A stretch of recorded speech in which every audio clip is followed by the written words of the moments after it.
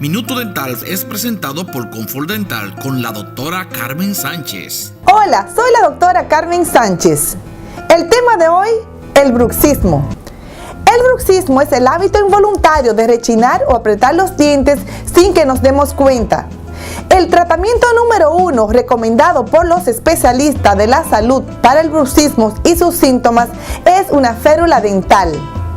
La férula de descarga dental bruxismo control es asequible, cómoda y 100% eficaz. Las consecuencias del bruxismo pueden incluir hipertensión dental, sensibilidad excesiva de los dientes, porque la dentadura queda al descubierto. Si usted despierta con dolor en los músculos faciales o dolor de cabeza, puede usted estar presentando el bruxismo. Para más información, visítenos a nuestra página de internet. Minuto Dental fue traído a ustedes por Confort Dental con la doctora Carmen Sánchez.